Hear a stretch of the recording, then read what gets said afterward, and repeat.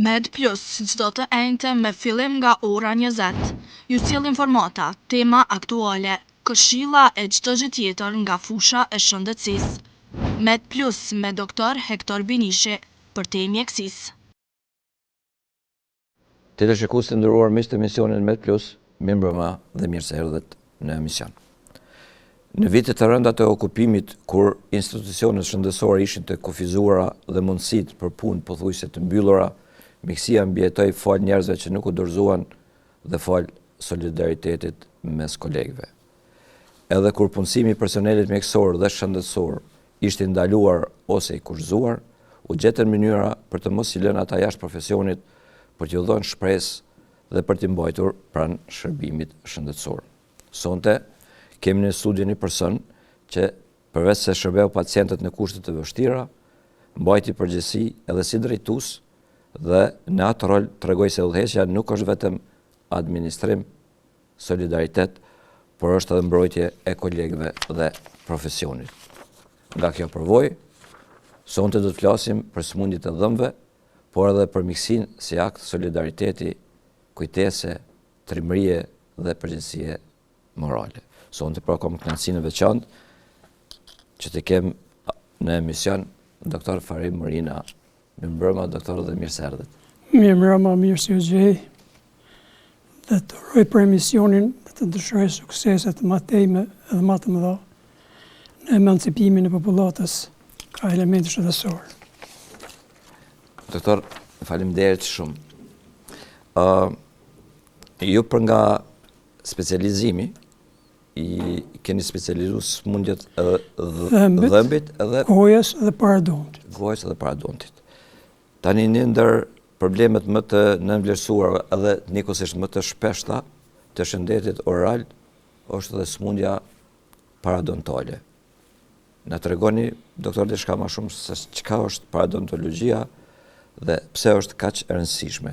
Kohë mas kohe do të kërkojmë nga regjia të na prezanton slajdet, të cilat ju i keni përgatitur. Unë kërkoj slajdi numër 1.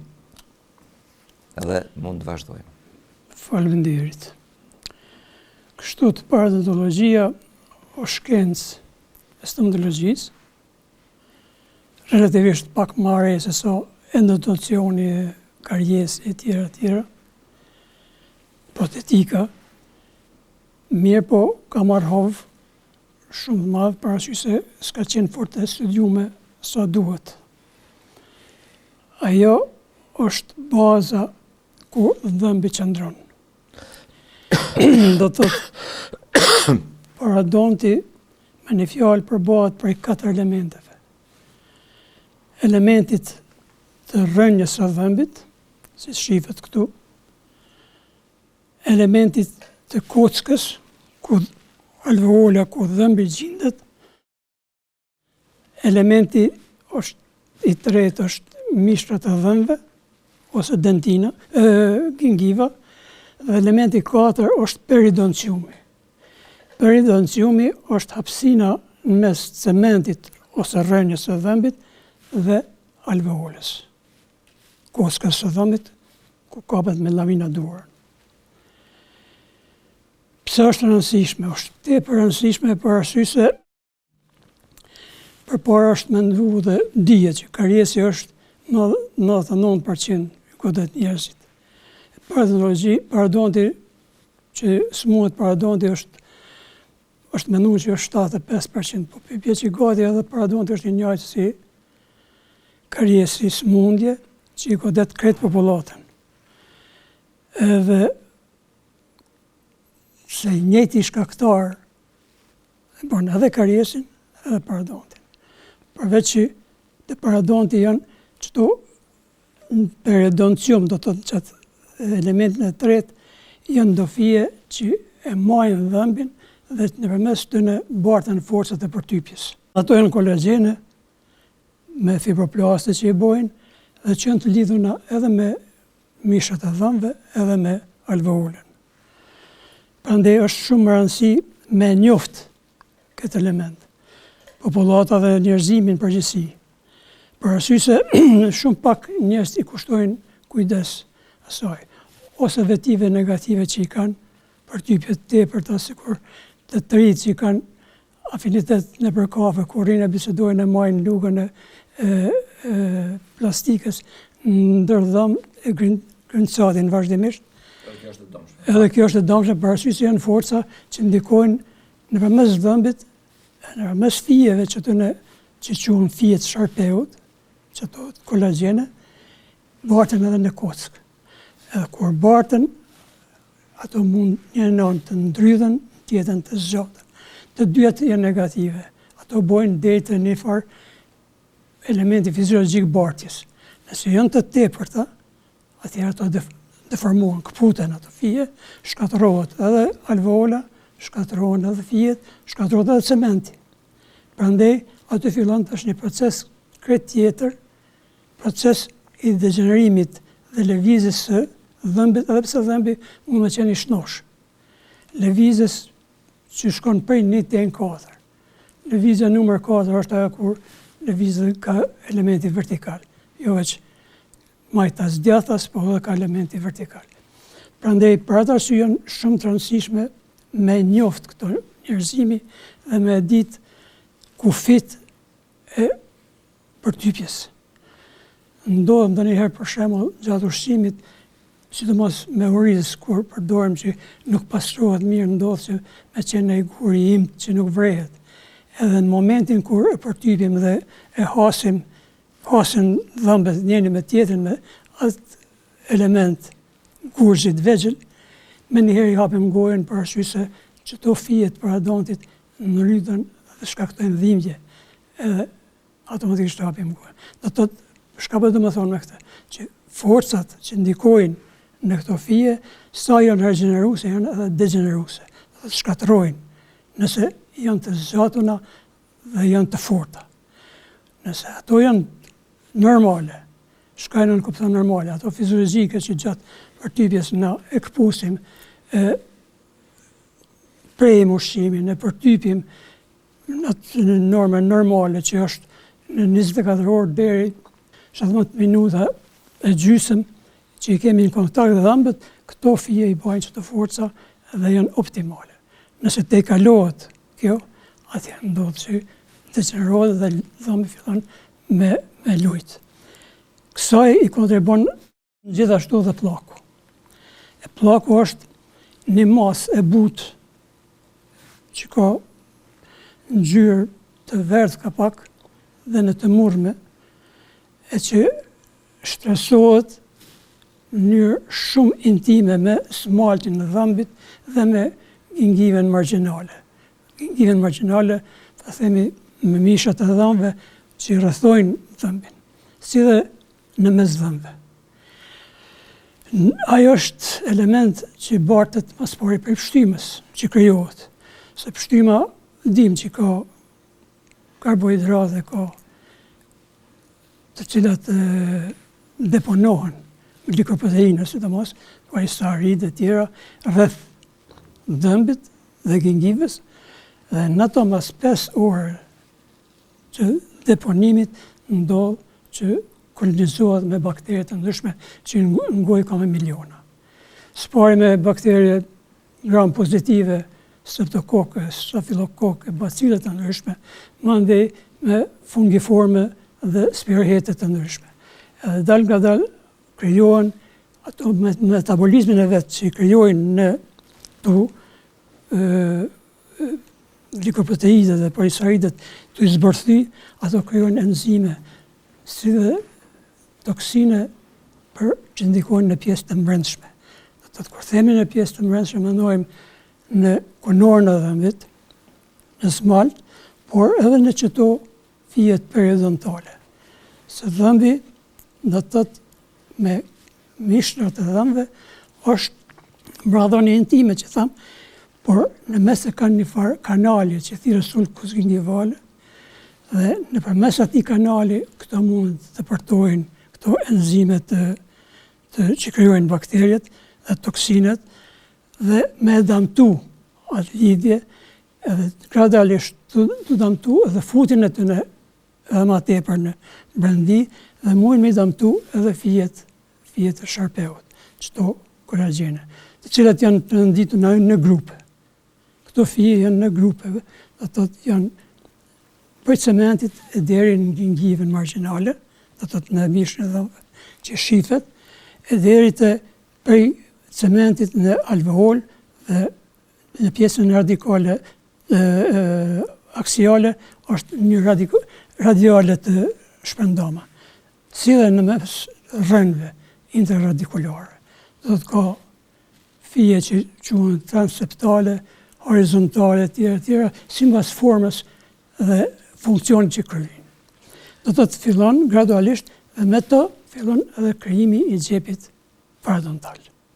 Doktor, i përmendën që formimi i pllakave, mënyra e kafshimit, ngarkesa e madhe gjatë kafshimeve shkaktojnë probleme, mund të shkaktojnë probleme. Për eliminimin e këtyre mundësive na do të flasim dikur më vonë gjatë emisionit. Sigurisht. Dhe po kisha kërkuar nga regjia slajdin numër 2 dhe të flasim pak për shenjat e para që publiku duhet i marrë seriozisht kur bëhet fjalë për këtë temë që jemi duke biseduar. Ashtu. Këtu shihet më së miri se si shkon procesi. Ta marrim në slajdin djathtas kënej. Po. Do të thotë shifet gingiva me dhëmbin në mënyrë intime që janë të afërt. Dhe gingiva është e kuqremt, jo e skuqur, e kuqremt, të thotë bardh kuq. Kjo numër 1. Kjo numër 1, figura numër 1. Po. Filmas asaj me ndikimin e pllakut është kemi figurën numër 2, ku fillon të skuqet gingiva. Për shkak se ataku i enzimeve të mikroorganizmave i atakon dhe organizmi mundohet me mbrojt për këtyre ataqeve dhe fillon me hiperemi të gingives, shifet edhe në slajdin në anën tjetër, në anën e majt, shifet e skuqena për rreth dhëmbëve. Dhe kjo është shenja e parë që fillon me gingivitin që do të thotë diçka s'është në rregull, që është akumulluar pllak dhe që ai po vepron. Dal nga dal, ai fillon edhe të gjakderdh, mund me gjakderdh gjatë ushqimit, pra edhe lamjes, mund me gjakderdh edhe vetë. Varet se çfarë stadi ka arrit mu zhvillu që e kallje. Mas asaj figura numër 2, dalën te figura numër 3, ku tregon që është kriju xhepi veç.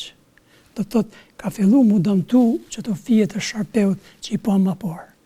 Kanë fillu mu këput dhe tash pllaku përveç që edhe më tepër grumbullohet, edhe mikroorganizmat më tepër ka atë. Kolonizojnë atë pjesë dhe fillon me shku thellësi. Dhe me këtë rast fillon edhe dhëmbët e luhet më tepër. Do thotë një shkallë më të lartë luajshmërisë, dhëmbi ka lëvizshmëri fiziologjike, po ajo është e padukshme. Mirë, po tash fillon me u pa ajo lëvizshmëri. Mbas asaj fillon stadi tjetër, figura numër 4, kur është e avancuar elementi parodontologjik, do thotë xhepi parodontologjik është e avancuar në thellësi, janë këput ato fije në thellësi dhe tash lëvizshmëria është shumë më e madhe. Dhe nëse nuk e trajtojmë, atëherë dhëmbi është i humbur. Edhe pse është i shëndosh ka aspekti i jashtëm. Po. Prandaj këto duhet me pas parasysh edhe me ditë çdo kush çfarë efekti ka pllaku dental dhe mos angazhimi rreth eliminimit të tij. Po, doktor. E përmendet disa shkaktar, po është vetëm higjiena adopt shkaktar e këtij problemit, kërkoj slajdin 3 nga regjia, apo ka edhe shkaktar tjerë që ndodh? Po, jo, ka edhe që këtu në këtë slajd shohim edhe sulkusin gingival, do të thotë çat kanalin që shihet me shigjet vertikale, që krijohet normal, është fiziologjik, dhe mandej gradualisht që ky sulkus gingival ose kanal gingival prej pllakut fillon dëmtohet dhe thellohet dhe na dalin çato figura të mëhershme. Por nuk është veç pllaku dhe higjiena, është edhe ushqimi. Do të thotë ushqimi Kur themi ushqim, mendojmë në ushqimi që ka ma pak sheqerna. Jo ma pak, po shumë ma pak.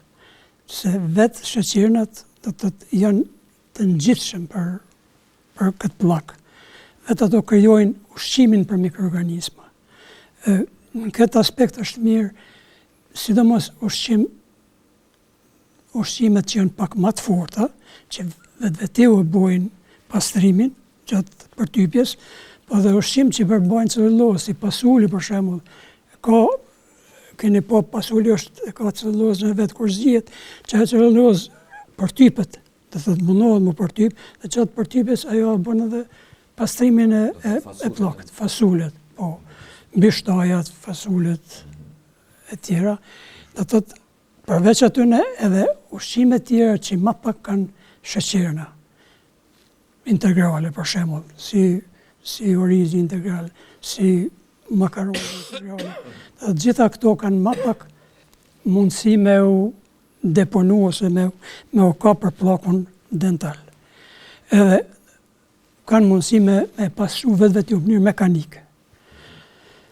Por kryesor është pllaku, do thotë pllaku, sikur ne ta kemë në mbikëqyrje pllakun, do thotë ta dimë se si me sanu pllakun ose me eliminu pllakun, atëherë shumë ma lehtë janë edhe gjëra tjera, por edhe ushqimi ka ndikim. Do thotë na kretë kohën kur e përmendim termin gingiva, mendojmë për mishët e dhënve. Ashtu. Edhe vjen puna te slajdi numër 4 apo diagnostikimi i këtij problemi. Tash nëse e shohim me kujdes këtë slajd, shohim një sond që është e futur mes dhomit dhe mishëve të dhomit. Që kjo është gjepi parodontal. Do të thotë, nëse nuk jemi kujdes që të majmë higjienën e duhur në mënyrë primare, për shembull ushqim të fortë dhe ushqim që lëp me u përtyp më tepër dhe me higjenë nevojshme, dhe nëse nuk kemi kujdes për ato, atëherë minimumi është që të mjeku të orientohemi të shkojmë në fillizat e para. Nëse nuk shkojmë në fillizat e para, atëherë ndodhin krijimi i gjepeve. Krijimi i gjepit matet me si sonda parodontale që thirrën, e që fillon prej 2 mm deri në 6-8 mm, ku janë gjepat 6-8 mm në thellësi të konsiderueshme, edhe ku dhëmbi veç lun shkallë 3, që thëmë se shkalla 4 është ku lun edhe mënyrë aksiale në lëvizjet ose forcat vertikale. Prandaj dhëmbi edhe pse është i shëndosh, për rreth si po shohim, ai humbet edhe duhet më nxjerr. Kur humbet, do të thotë hupit edhe çto pikat kontaktuese mes dhëmbëve që ekzistojnë. Se pikat kontaktuese ndikojnë që më bartë forcat, jo në prej një dhëmbë në dhëmbën tjetër, dhe mos më hi ushqimin mes dhëmbëve. Dhe pllaku më pak me u deponu. Prandaj është më rëndësi që te mjeku ta konstatojmë që ka fillu parodontopatia, çfarë shkalla është parodontopatia, shkallën e parë fillestare ose pak më të avancuar, dhe më ndërmarr masat të duhura për evitimin e madhëtjeshëm të kësaj sëmundje. Slajdi numër 5 na tregon mënyrat e trajtimit. Flasim pak për trajtim. Po, tash trajtimi në popullat mirët higjiena, do thotë që matet, mirët ka sipas meje, edhe sipas shkencës, mjaft sipërfaqësisht. Do thotë njerëz i lajnë dhëmbët, por i lajnë dhëmbët 30-40 sekonda. Veç sa me bo shkum pak dhe me eliminu aty ku e zën pllakun. Mirë, po këto shifet që janë disa metoda të trajtimit, do thotë pastrimit. Nëse është pastrimi pllaku fillestar, ose nëse është infekcioni fillestar i mishëve dhe dhëmbëve, do thotë që thamë gingivës, që ajo që vjen skuqja e gjakderdhja, atëherë është metoda e pasit thirrët, sipas autorit, i cili tregon që brusha mbështetet në dhëmbë. Jemi të folë për numër 6. Numër 6. Në rëkonin 45 shkallë dhe me rotacion kthehet të poshtë dhe për me eliminu pllakun. Edhe prej gingivës, edhe prej dhëmbit. Dhe në këtë mënyrë fillojmë pastrimin dhe mbajtjen e higjienës së gojës. Por më rëndësi është tu me ditë edhe një gjatë tjetër që këto brusha duhet me qenë relativisht të forta. Këto, kur themi relativisht, këto i kanë edhe mënyrat e fijeve sintetike që janë prej 0,18 deri në 0,35 mm, të cilat janë në pjesën e kokës e kanë kaj rëmbëllaksim që mos më lëndu gingiven, që përdoren në kësi raste. 0,35 mm busha që janë me 0,35 mm trashësi, këto përdoren të smundjet paradontale të avancume, kur paradontin duhet gradualisht me eliminu gjitha qelizat e smuta, dhe me përfshi krejt paradontin, mishat e dhëmbëve, me eliminu, kur them paradont, po mendoj në mishat e dhëmbëve, plus me eliminu ato dhe me kriju mundësi regenerimi. Do thotë pjëm dhe prejmë. Po. Do thotë, edhe brusha, lloji brushës është shumë rëndësi. Shumë rëndësi. Jo vetëm teknika. Shumë rëndësi. Përveç teknikës edhe llojit brushës, do thotë, është më rëndësi dhe kozgjatja. Kozgjatja, kur them që thamë apar 30-40 sekonda dhe e lajnë këtë element, këtu nevojitet minimum 3 minuta, për më dasht me pas një higjen rentabile të gojës. Shka do më thonë 3 minuta? Do të fillon se ne në shkencë ndajmë në 6 regione kavumin ose gojen me dhëmbë. Do të regioni i djathtë që i përfshin 3-4 dhëmbë, molarët, me premolar, regioni frontal që i përfshin inciziva dhe kaninat, dhe regioni tjetër, në këtë anën tjetër, që i përfshin premolar dhe molarët. Qashtu të edhe pjesën e poshtme, dhe thotë i pjetë 6 regione. Këto 6 regione, nëse 3-4 herë e fërkojmë si duhet, ta merr kohën 3 minuta. Prandaj, kur i fërkojmë ka ana bukale, kur themi ka ana bukale, mendojmë ka faqet dhe ka vestibulumi, ka buzët, atëherë fillojmë ka ana okluzale, ka sifërfaqet përtypse, si dhe ka ana palatinale ose lingvale poshtë. Edhe pastrimi bëhet ma adekuat. Për me qenë edhe ma rentabil ky element, kemi edhe tregus tjerë që në ndihmojnë në këtë pastrim. Do thotë, ta përmendim veç teknikën që thamë e basit, që kjo teknika që është me 45 shkallë dhe në 2 mm gingivet. Nëse paradonti është i atakum më tepër, dhe ka përfshi një sifërfaqe mishi dhëmbët, do thotë, më tepër i skuqën dhe gjakdera dhe fillon me qenë edematoz i ajën. Atëherë përdoret teknika Stillmanit, dhe kjo është një teknikë tjetër. Kjo teknikë lyp me pas brushën relativisht fort, edhe terne, do thotë se zakonisht njerëzit i lojnë brushat nëpër fotorollat e ndryshme plastikës. Këto duhen brushat me qenë në ajër të pastër. Do thotë nuk duhet me qenë të laguna. Laguna nuk duhet me qenë të thara. Dhe me atë element fillon gingiven, mishat e dhëmbëve dhe dhëmbin me fërku, por e fërkon në atë mënyrë që së pari e mbështet mbi gingiv, bushën, në kanë 45 shkallë, dhe man për 10 herë dhe nëmëron 10 herë. Një kohë të caktuar do të man për me kriju anemi.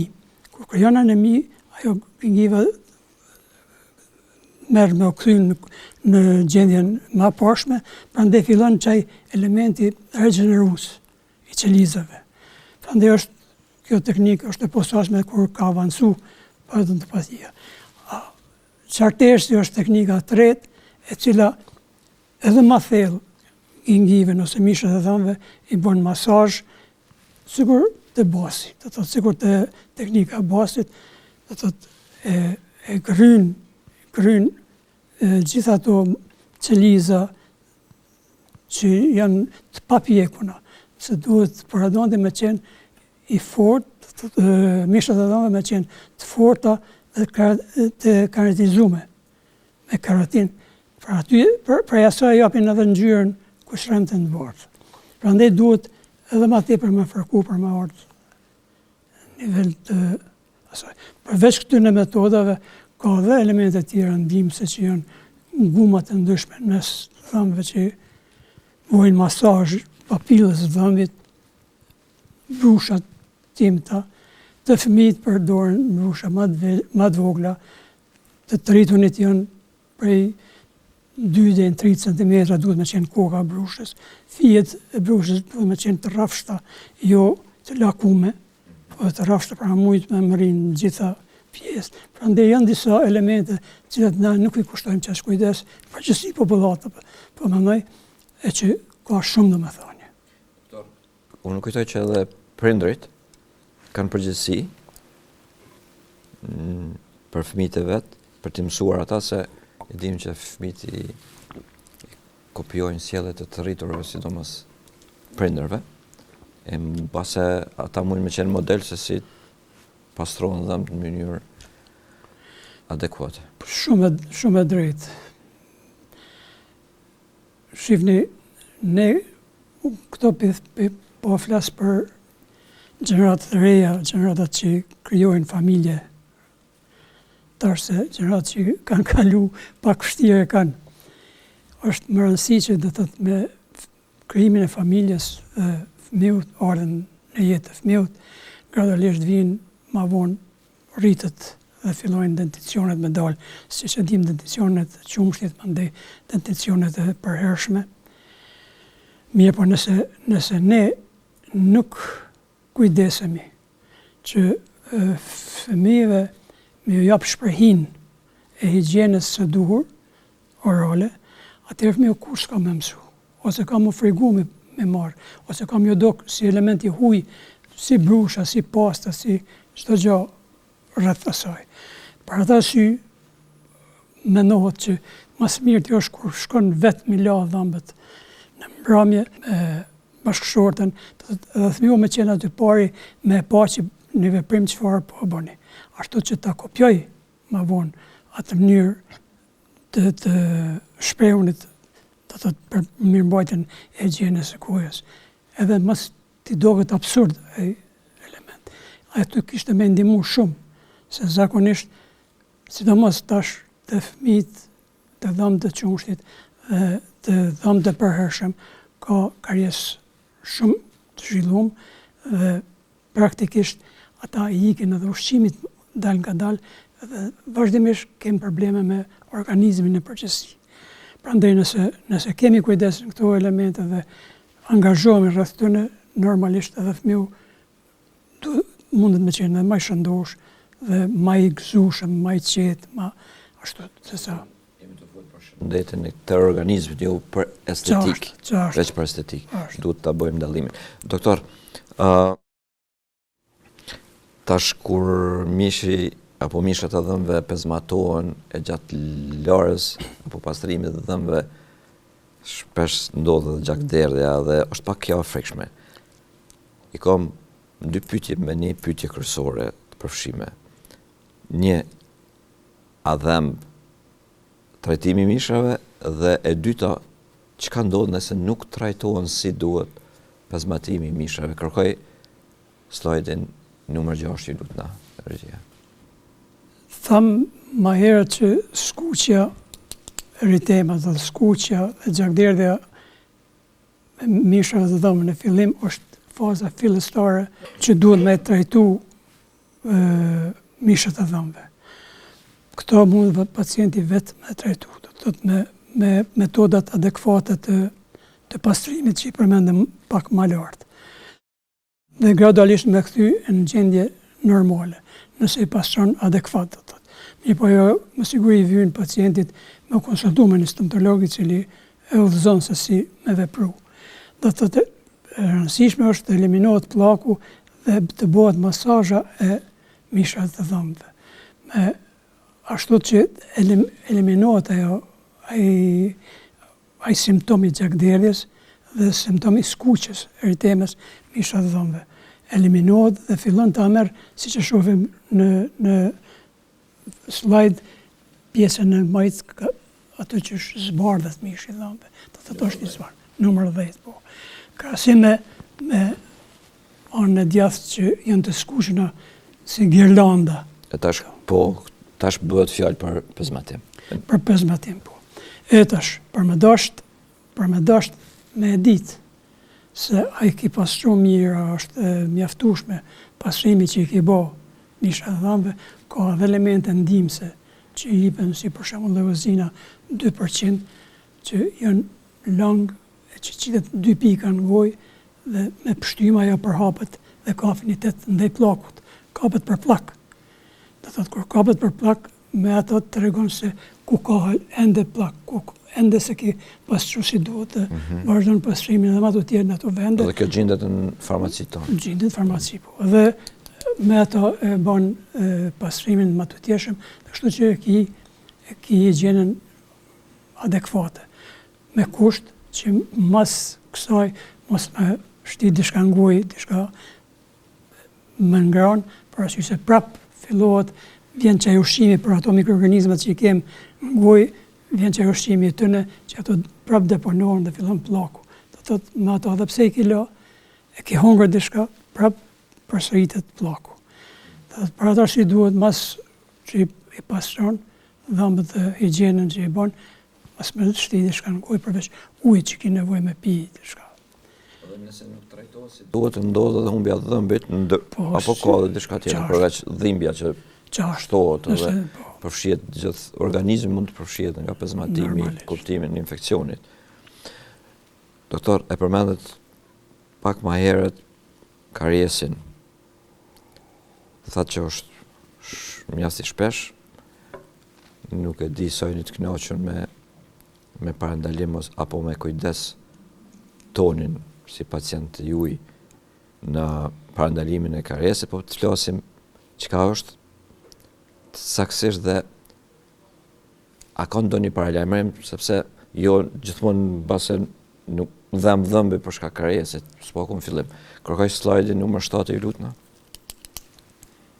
Ky slide tregon detale dhe shumë bukur tregon mënyrën e zhvillimit të kariesit.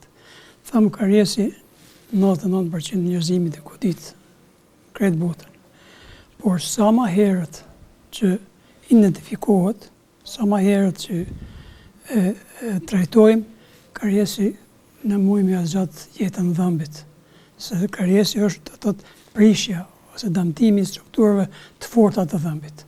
Do fillu prej smaltit, i cili është 96% materie inorganike, veç 4% është materie organike. Është një ndër pjesë më të forta në organizmin e njeriut. Aty fillon kur tham plaku që deponohet në pjesët e qafës së dhëmbit dhe gingivës marginale, aty fillojnë metabolizmi i mikroorganizmave me fillimin po dhe në pjesë okluzale, edhe në pjesë sipërfaqësore të përtypjes, se dhëmbi nuk është i drejtë, ka do fisura, themi, do lugje dhe do brigje. Në çato lugje mund me mbet ushqimi, dhe kur mbet aty ushqimi, edhe mikroorganizmat deponohen dhe fillon procesi i kariesit, sikur këtu për shembull. Dhe atëherë kur fillon ai proces, ai fillon me shkatrimin e smaltit. Strukturat e hidroksilapatitit, do thotë prizmat e smaltit që janë hidroksilapatitit, dëmtohen dhe me dëmtimin e tyre në fillim nuk vrehen, as nuk ka dhimbje, por dal nga dal ato fillon dhe thellohen. To thellu e to ju afru elementit dentinës substancës dytë.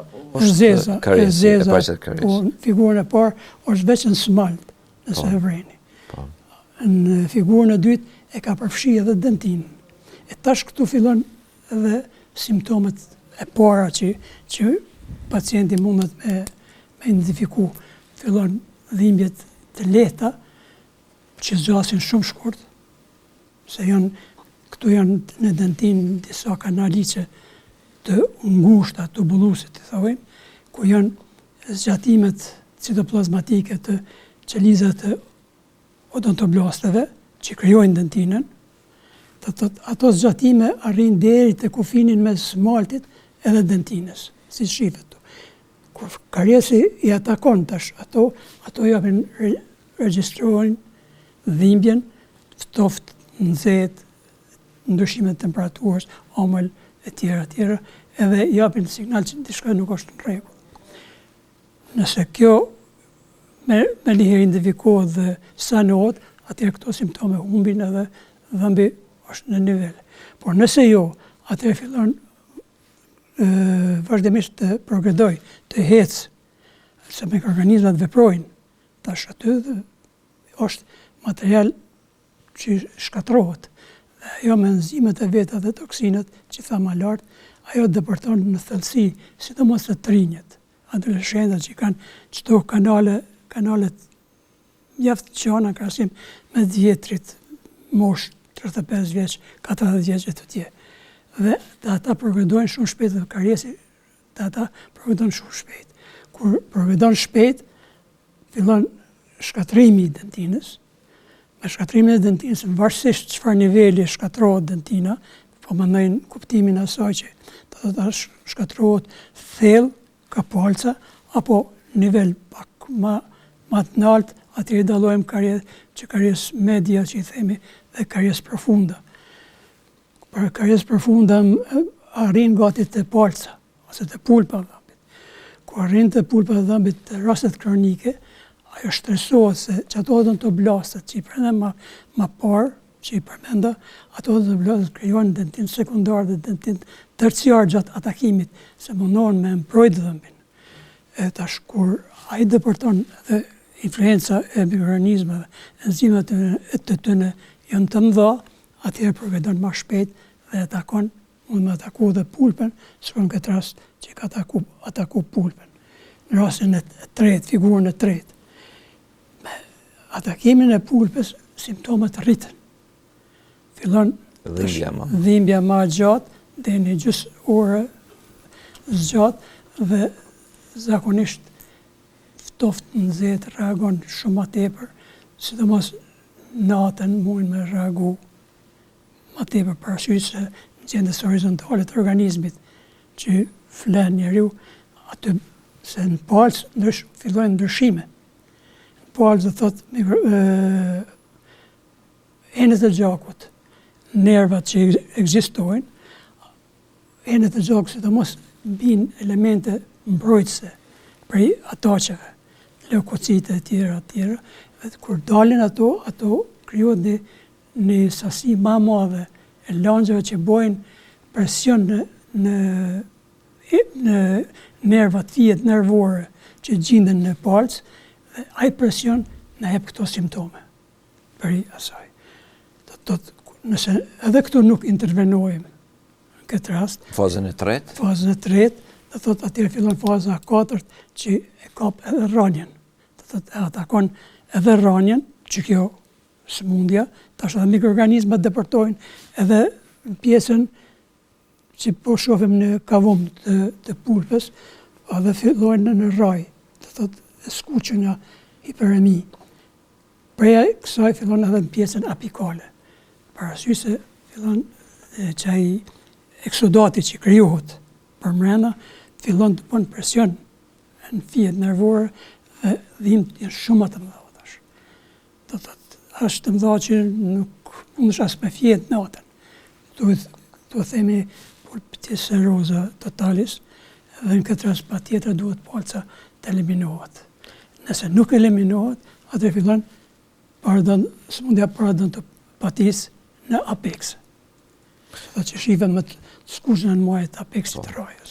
Kur nuk është vonë dhe kur në cilën fazë mund të shpëton dhëmbi? Po dhëmbit sipas normave të stomatologjisë, dhëmbi mund të shpëton pa komplikime, do thotë deri në fazën kur nuk e ka paradontin, kur nuk e atakon paradontin. Deri në fazën e 4. Deri në fazën e 4. Po dhe në fazën e 4 ka raste që do të thotë me një kujdes të mirëfillt që mund të shërohet, se organizmi gjithmonë ka tendencë mbrojtje, e nëse ne eliminojmë shkaktarin, atëherë organizmi edhe këtë proces, në çfarë faze gjinet ky proces, mundet me sanu, me kohë. Mirë po, shumicën e rasteve nuk ndodh dhe thami duhet të eliminohet. Ose rast të raste, nëse në këtë rast, që është një në roje ka ataku dhe është kriju ky proces, roja tjetër nuk është kriju ky proces, ndodh që kjo pjesë, sekcion prehet, dhe thotë roja që kjo që është atakume, e smur, eliminohet kjo roj dhe kjo pjesa tjetër shërben më të tjetër për më bu në i punim protetik, të thotë për me zavënsuat. Doktor, është si duket si frikë universale ndaj stomatologëve, një shumë njerëz përfshi edhe veten, se nuk e kom shumë lehtë ullën karrikë stomatologët përkundër një super kujdese që keni ju dhe edhe kolegët e juj, po prapë pse vje puna që me ardh dhe te stomatologu veç kur ka dhimbje të madhe dhe e përmendën pulpitin, pulpiti e çon shumicën e rasteve pacientin ose personin të smur te mjeku. Mënyra trajtimit, sa zgjat, a ka ndonjë veç një fazë, disa faza është e dhëmshme, apo si eliminohet mundësia për dhimbje. Kjo është shumë rëndësishme. Dhe na që jemi stomatolog, dhe na pritojmë fort të ulem në karrikë stomatologët. Për arsye, spari, edukimi jonë nuk fillon prej feminisë, për me njoft e punën në stomatologët, ose për me njoft organizmin tonë, se si funksionon dhe sot goja, me njoft në çfarë gjendje e ki, do të nuk i kemi ato njoni prej feminisë. Ne shkojmë të stomatologu atje kur në ka dhimbta, kur është e madhe. Atje është jo tepër vonë, po mjaft vonë. Por mirë po ka zgjidhje dhe në ato raste, do të sanohet prishja ose sanohet në këtë rast edhe eliminimi i palcës, edhe dhëmbi me të alveolën e vetë, edhe shërben. Ma tutje, edhe pse ne themi dhëmbi i vdekun, ju ka eliminu palca, është i vdekun, ai nuk është i vdekun, se për rreth e ka alveolën, e ka që do fjet e sharpeut që i përmendëm ma parë, dhe ky funksion në njëjtë të përtypjes. Prandaj, çfarë faze atakojmë, do të thotë dhëmbin e gjejmë, çfarë faze ka fillu prishja ose dëmtimi, në atë fazë intervenojmë dhe në atë fazë janë mënyra të ndryshme të veprimit, të terapisë, prej asaj, prej plombës, të kërjesë të thjeshta, superficiale ose mediale ose edhe profunda, që punohen me materie plastike, mbushen, deri te faza kur ka ataku palcën, edhe te palca kur është veç pjesa koronare, afektuar muim me elemente të ndryshme ndiku që me stabilizu atë gjendje. Nëse nuk muim me stabilizu, atëherë eliminohet palca dhe mbushen kanalet me materie adekuate, gutapirke. Te rastet me parodontit, atëherë këtu kemi elemente që duhet se rasti ku është kallja në apex, në rën, atëherë është ambient acidoz. Edhe për me eliminu, për mos me progredu më të tje, se mund në progredu, kur të progredon, fillon ajtnja e strukturat të mbrendshme, të dëmtimit kockës, dal nga dal të pjesa faqeve, edhe kemi abscesën tjera që ndodhë. Por për mos marrë deta ajo, që atë pjesën kur është, që konstatojmë që mujë me ndiku, që është acidoz, atëherë e mbushë me elemente alkalike që janë, si për shembull kalksili të na përdori edhe formë klumski, përzimje që e but janë ashtu dhe luajnë për një kohë të caktuar të japë mundësi organizmit me mujt atë proces. Prandaj të gjitha fazat në varë çfarë niveli sëmundja ka godit, mirë po paraprakisht duhet me pastru mirë këto edhe kanalet, edhe kavumin, dhe thotë palçes, edhe kariesin me eliminu tërësisht, edhe duhet me pas parasysh që në raj ka edhe kanale aksesore. Nuk është vetë që ky që pishojmë çdo 2 kanale, 3, sa janë, po ka edhe aksesore. E ato gjithashtu bartin smundjen. Po duhet mirë me pastru me instrumentet të ndryshme. Ne i përdorim si gjilpona kerr, ato janë sipas numrave shkojmë 15 deri në 80, edhe më atje do të t'i pastrojmë derisa dalim në dentin të shnosh. Gjitha këto me në SZ lokal shpresoj. Sigurisht, kështu nuk vjen shprehje. Është e zashme. Po mundet vendodh kur devitalizohet dhëmbi.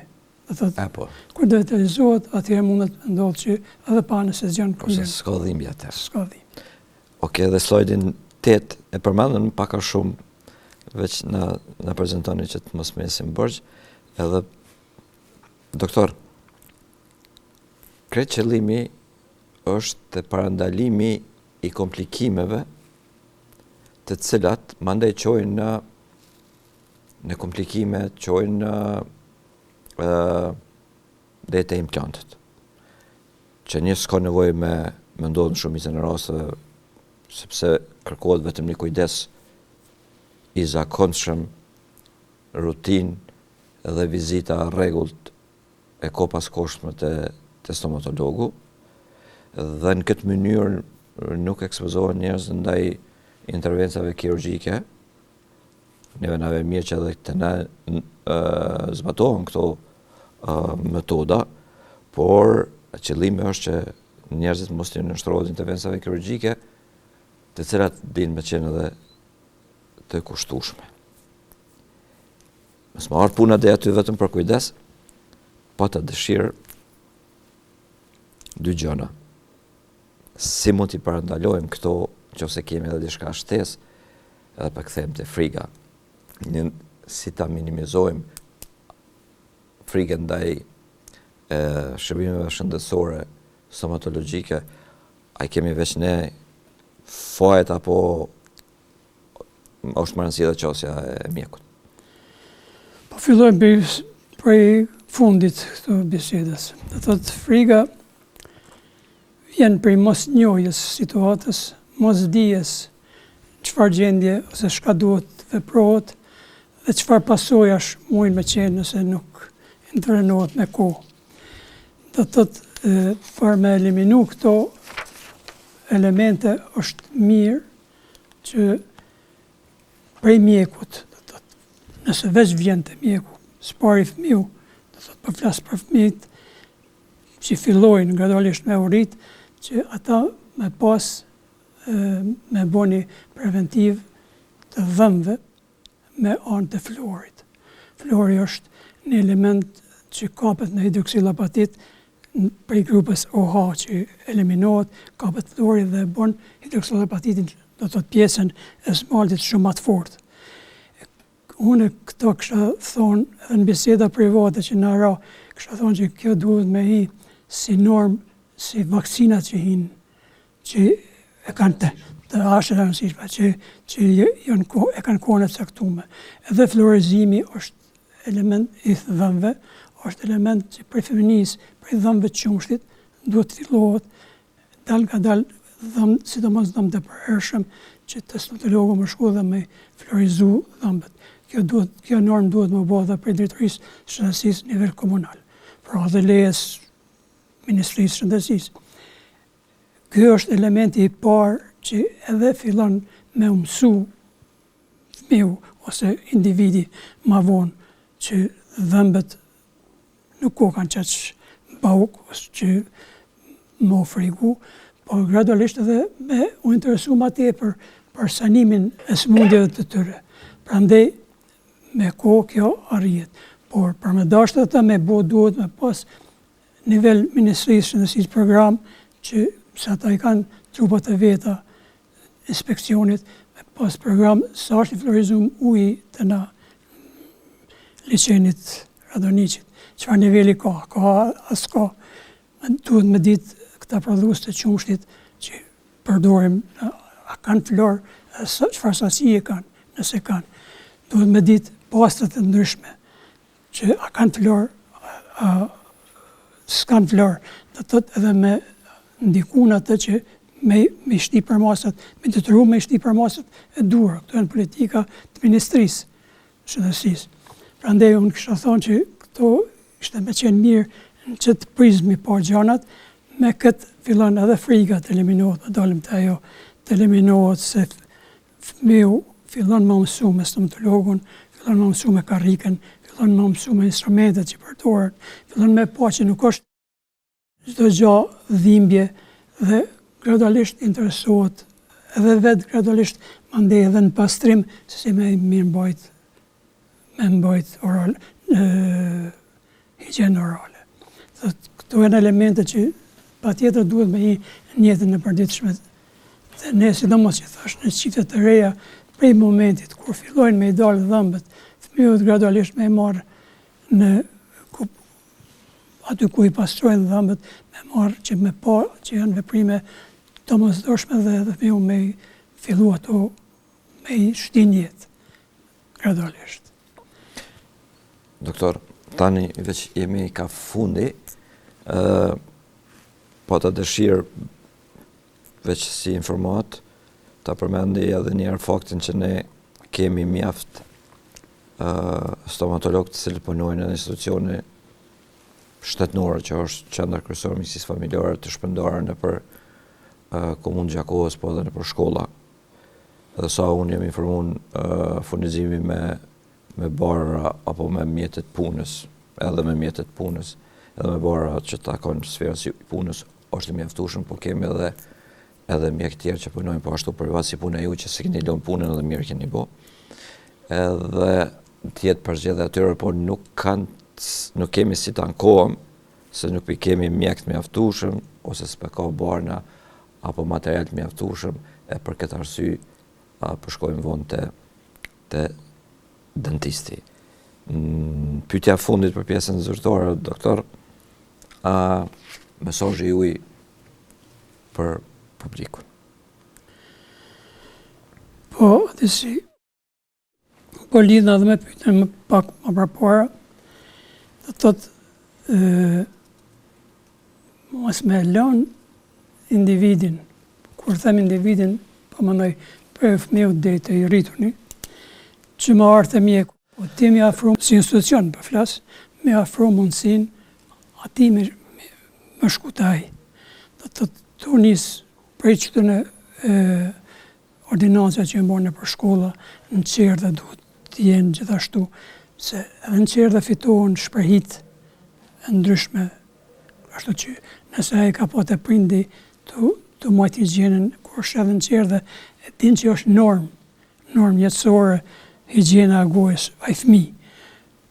Shkollat, të institucionet, shtëpia e shëndetit, e tjera, kanë mundësi me u ofru shërbime mjaft adekuate dhe me i sanu ato, pa ndonjë dhimbje ose pa ndonjë traumë, por me kohë, kur ti sanon atyre, edhe ma letë shkon edhe organizmi është më i shëndosh dhe popullata është më shëndosh. Sidomos edhe kur fluorizohen dhëmbët, do të thotë prej moshës feminore e të tje, do të thotë konsideroj që unë konsideroj, po është element shkencor që do të thotë që bëhet një qëndrueshmëri më e madhe e dhëmbëve, do të thotë pjesës orale, e cila ja mundson një shëndet më të mirë, se ushqehet më mirë, nuk ka trauma të ndryshme, përtyp më mirë ushqimin, e përdor ushqimin pak më të fortë, do të thotë që bën edhe pastrimin e dhëmbëve të vetiu, do të thotë ka shumë beneficione, do të thotë mirëmbajtja e gojës. Për atë arsye them që duhet patjetër në çdo institucion që ekziston, përpara kemi pasur edhe institucione ndërmarrje të ndryshme që kanë pas ambulanca, çdo institucion që ta ketë një ordinancë stomatologjike, varësisht prej numrit njerëzve që në sanimin e këtyre sëmundjeve, sidomos këto fillestare, e më të tjetë që janë më të komplikuar atëherë, shkojnë në institucione të ndryshme që janë pak më të specializuar për elemente të ndryshme. Për mos pavartë që elementi që më herët e përmendet të implantati, do të thotë që eliminohen dhëmbët, edhe duhet me shti një element, një vid me shti në kock, e që tash kur e krahasojmë me dhëmbin natyral, që ajo vid që hinë në kock, e dhëmbi natyral ishte me fije i kapun për kock, që regenerohet dhe ashtu, të mujme marrë mend çfarë jetet mund me qenë ajo, ose çfarë efektet janë, te ku janë ato efektet, përveç pjesës monetare që është shumë e shtrenjtë. Thjesht nuk është e natyrshme më. Thjesht nuk është. Është zgjidhje për ato raste? Këto shkenca i ka parapo, sipas leximit, i ka parapo si metoda eksperimentale për mos piqut durt prej njerëzve, do thotë që nuk ka zgjidhje për ata njerëz që nxjerrin dhëmbë. Sidomos këto në Amerikë, ata i kanë ato mundësi të mëdha, sidomos figurat publike, moderatorë të ndryshme, këngëtarë të ndryshëm, aktorë të ndryshëm, do thotë se ata i kanë dhëmbë, edhe aty në dëmtohen, edhe ata ashtu edhe për mos me qenë nivel më zgjat jetën profesionale të tyre, ata kanë filluar me implantate e tjerë. Mirë, po nga ana tjetër, edhe kanë kushte më të mëdha. Nga ana tjetër, të ne nuk është, si unë kisha thonë, që nuk është mirë me përdorë si element komercial, që çdo kush me i bo ato. Ato bohen veç kur është e pamundur me ekzistu njeriu, ose me ushqy, ose për ndonjë funksion tjetër. Se përndryshe mjaft kushton, sidomos kjo zigomatike, tash implantat zigomatik që ka dalë më reja, që është 10.000 euro. Doktor, shumë faleminderit. Spoj që keni gjetë kohë më ardhë, e mandej për gjithë këto informata edukative që ju gjithmonë i keni pas për zemër, edukimin shëndetësor dhe promovimin shëndetësor. Unë për fund e kom një pyetje personale. E di që nuk e parapaqeni fort me fol për këto tema, po unë e kom me borxh ndaj vetvetes edhe kolegëve të cilët kanë kërkuar që bëj këtë pyetje. Në kohën, doktor, kur ne me mjekt me diplomat të Republikës Kosovës e kam pas ndaluar në punësimin në Kosovë, në kohën kur ka pas raporte, pak po ka pas raporte të cilat nuk na kanë pranuar neve të kryjmë stazhin bazik mas përfundimit të studimeve në institucionin të cilin ju keni udhëheq, sa di unë 3 mjek, njëri është i ndjerë për fatkeq dhe 2 tjerë janë me ne, e kanë nënshkruar kontratën me institucionin ku ambulancën atjerë që shoqëritë të qytetit. Shtëpia Shëndetit, Shtëpia Shëndetit, një kontratë të rregullt në kohën apartheidit, kur ka qenë e pamundur, parasysh se edhe ata kanë qenë me diplomën e Republikës Kosovës. Unë nuk kam dëgjuar që ka ndodhur në rast tjetër i tillë, për mua është rast unik, kërkoj falje nëse ka pas e që ndoshta ju mbas borxh. Ma tregoni, doktor, si ndodhe kjo, se është me të vërtet, unë s'mundem i kuptu. Se mos harrojmë, menaxhimi i shëndetësisë, si çdo lëmie jetësore ka qenë thjesht nga okupatori edhe ka qenë mjaft i egër, po prapë ata kanë nënshkruar dhe kanë marrë rrogat edhe janë punësu. Na tregoni si ka ndodhur kjo. Pas unë se di që ka ndonjë rast, as kam dëgjuar që ka ndonjë rast, po të na ka ndodhur. Ka ndodhur për 3 mjek, të cilët kishin gjendën shumë të rëndë familjare materialisht, do të në kohën e apartheidit. Dhe atëherë ne menaxhojshëm, unë shtëpinë e shëndetit e menaxhojsha, spitalin e menaxhoi doktor Agroni dhe si administratën e përgjithshme i ndjerjes së Bicuri. Do thotë praktikisht ishim njerëz që ishim e mnu për plesive tona që i kishim, se një plesi ka qenë në përgjithshme, po kemi pas edhe ato lokale tonat. Dhe në këtë rast të tret, secilin në mënyrën e vet, ose kishin gjendjen shumë të rëndë, ose shfrytëzoheshin një uni si të rasti i të ndjerit Selim Cana, e që unë me vëllain e tij bëjshim muzikë, të rrishim në shoqëru. E shfrytëzoheshin atë kontakt dhe erdhen me kërkesë për m'ju nënshkru marrëdhënien e punës, kontratën për marrëdhënien e punës. Isha ndelem, normal që me normat të apartheidit. Ishte jashtë ligjore, po. Edhe të ditë gjendjen e tyre, edhe të po atë dëshirën e tyre për mi realizu ato, atëherë e morra atë vendim që nëse nuk ju nënshkrui, do thotë kontratat, ata kanë më dëshpëru, kanë me pas gjendje edhe më të keqe, edhe gjithmonë kanë me thonë filoni shkaktar që s'na boni të mundshme. Ato llogaritë që ambienti ishte prej të gjithëve tonë dhe të zgjedhur legitimisht, edhe vendosa t'ju nënshkruaj kontratat, edhe të marrin rrogat për 6 muaj ditë. Momentin që u vrejt që do të ndodh një kontroll e asaj, automatikisht atëherë u desht me i eliminu ato kontrata, do të me i largu, që mos me hasë atëherë edhe institucionet bishin në situatat palakmueshme, po edhe na si individ, unë të fillu prej meje, deri te ata tjerë që kanë pranu me shtin në arkiv ato kontrata, pësojshim gjithë. Kështu që kjo ka ndodhur poshtë, të vërtet ka ndodhur, dhe më vjen mirë që kam pas mundësi me thyat ligj. Doktor, edhe neve po ashtu, doktor, edhe jashtë shumë faleminderit, na do takohemi me siguri edhe në emisionet e radhës. Shpresoj që juve t'ju edhe uroj t'ju punoj shëndeti, ju jeni shumë aktiv edhe në punë, edhe kaq nga kjo biseda jonë për sonte. Faleminderit shumë për konsideratën, faleminderit shumë për angazhimin për këtij emisioni.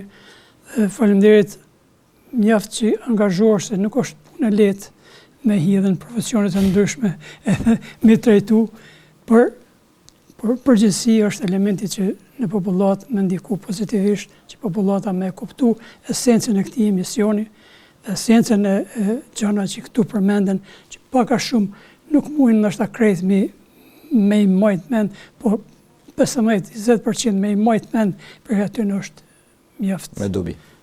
E dobishme. Faleminderit, doktor. Lutem, faleminderit. Të dashur miq, e dëgjua doktor Farin, dhe unë e kam një porosi për kolegët tonë, të cilët janë mentorë të mjekëve të ri edhe mjekëve specializantë, që të kenë kujdes se si qasen ndaj tyre, sepse e dëgjum rastin kur është bërë një sakrificë e madhe në kohën kur ka qenë shumë e rrezikshme edhe janë nënshkruar kontratat me diplomat e Republikës Kosovës, e ne sot të mos kemi kujdes ndaj kolegëve tonë të ri, është me të vërtet për të ardhur keq. Mos harrojmë edhe diçka, sepse nëse na këta nuk i udhëzojmë si duhet, atëherë një ditë ne do të jemi edhe pacientë të tyre, dhe atëherë mbase mund me qenë shumë problematike. Ndërkohë, të ruajmë trupin edhe mendjen, na kaq kishim për sonte. Bashkë mirë.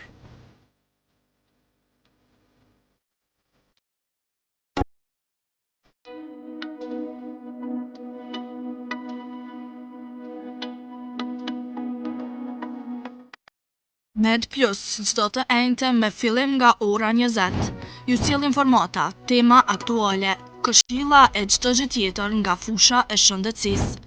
Med Plus me doktor Hektor Binishi, për te mjekësisë.